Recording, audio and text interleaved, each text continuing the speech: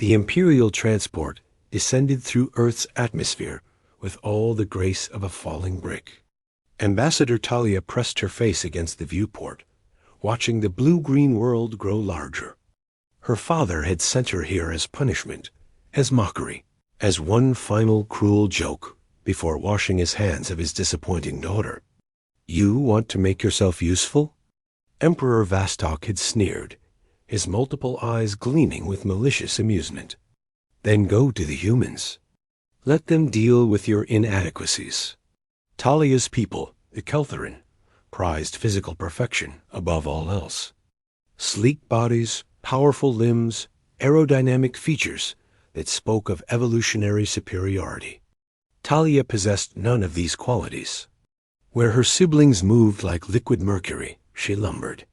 Where they required minimal sustenance, her appetite seemed bottomless. The Imperial physicians had run countless tests, found nothing wrong, yet the excess weight remained. She was a scandal, an embarrassment, and now an ambassador to a backwater species that had barely achieved faster-than-light travel. The transport touched down at the designated landing zone outside a settlement called New Phoenix. Talia gathered her dignity along with her ceremonial robes and descended the ramp. A small welcoming committee waited, and her translator implant immediately began processing their language. Ambassador Talia, said an older human woman with gray hair. Welcome to Earth. I'm Director Paulson. This is our chief engineer, Marcus Webb. Talia's gaze shifted to the man beside Paulson. He was tall by human standards, with broad shoulders and calloused hands that spoke of manual labor. His hair was dark and slightly disheveled, and when he smiled at her, the expression reached his eyes. Pleased to meet you, Ambassador, Marcus said, extending his hand in the human greeting gesture. Talia hesitated, then clasped his hand. His grip was firm but gentle, and he didn't recoil at the touch of her scaled skin. Most Keltherin would have. The pleasure is mine, she managed, her translator rendering her clicks and whistles into passable English. Director Paulson launched into a prepared speech about cultural exchange and mutual cooperation.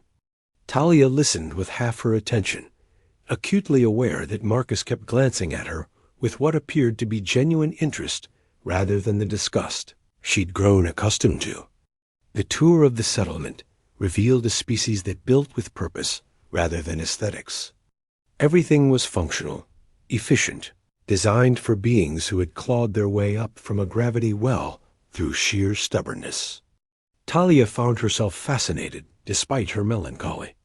Your ship, Marcus said as they walked past the engineering bay. I noticed it was running a bit rough on descent. Old fusion core? Talia blinked in surprise. You could tell that from watching it land.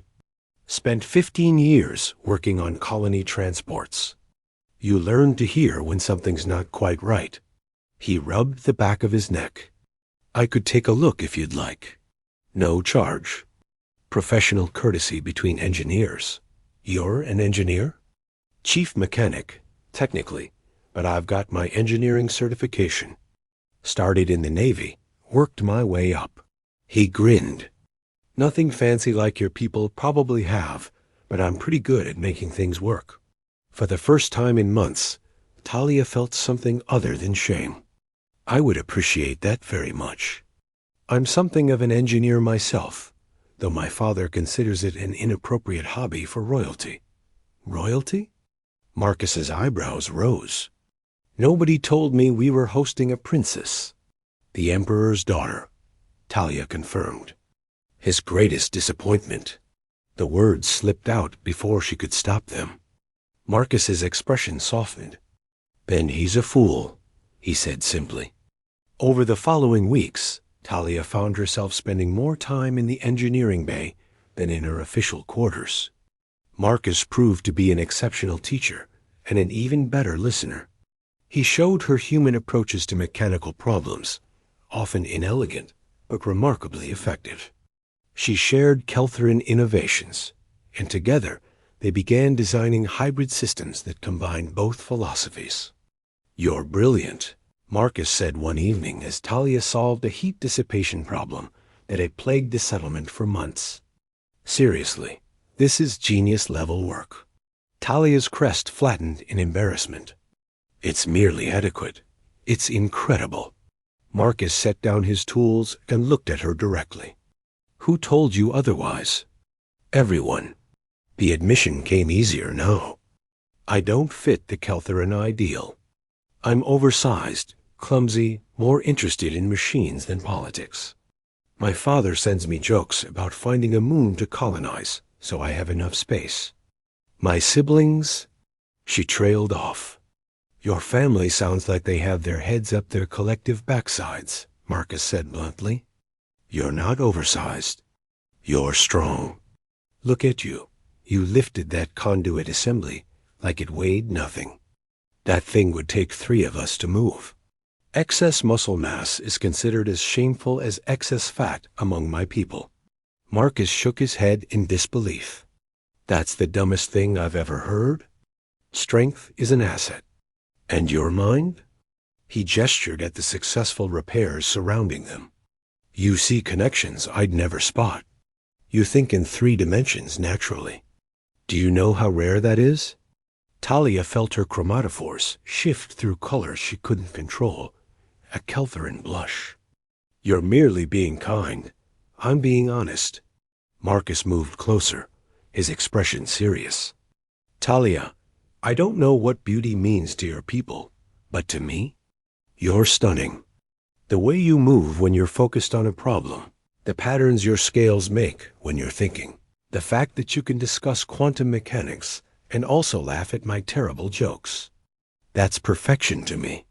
"I don't understand," Talia whispered. "I'm saying I like you. A lot.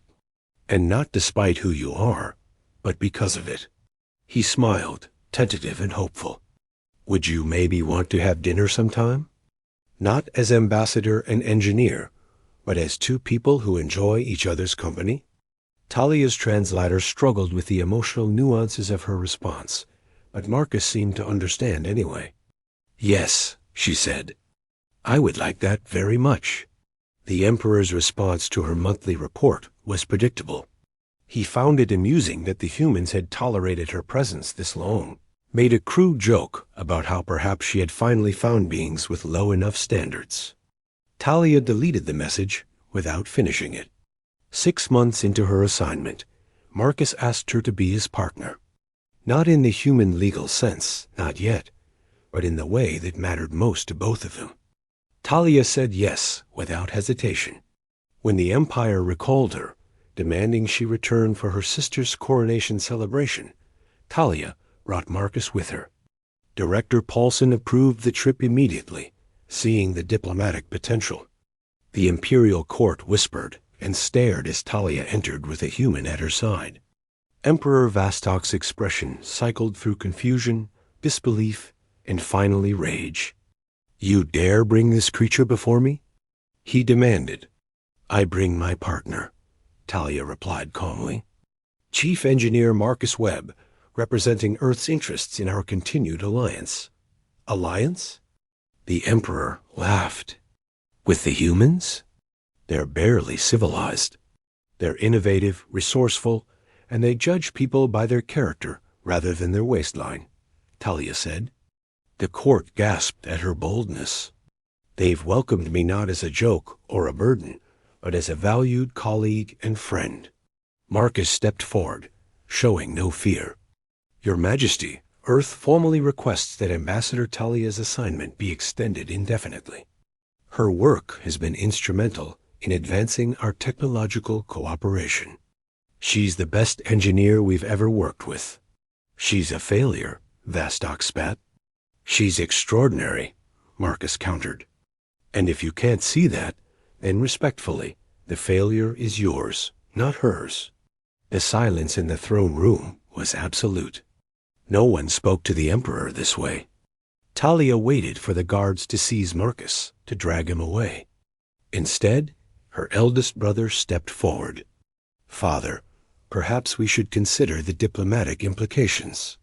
The humans, while primitive, have been valuable trading partners. If they specifically request Talia's continued presence, it was politics, not support, but Talia would take it. The Emperor's face darkened, but he waved a dismissive hand. Fine. Let her stay with the humans if they're foolish enough to want her. She's no daughter of mine, regardless. The words should have hurt. Instead, Talia felt only relief. She bowed formally, Marcus following her lead, and they withdrew from the court together. On the transport back to Earth, Marcus took her hand. "You okay?" "I'm free," Talia said, and meant it. "For the first time in my life, I'm exactly where I want to be." "Good," Marcus grinned. "Because I've been thinking about that quantum coupling problem you mentioned, and I have some ideas I want to run past you." Talia's crest rose in amusement and affection. Of course he did. This strange, wonderful human who saw value where her own people saw only shame, who loved her not despite her differences, but because of the whole person she was. The Emperor had sent her as a joke. But the universe, it seemed, had the last laugh. Talia had found something her father's perfect empire could never give her: acceptance, purpose, and a partner who thought she was perfect exactly as she was. Human though he might be, Marcus Webb saw what the entire Keltheran Empire had been blind to, and that made him wiser than any emperor could ever be.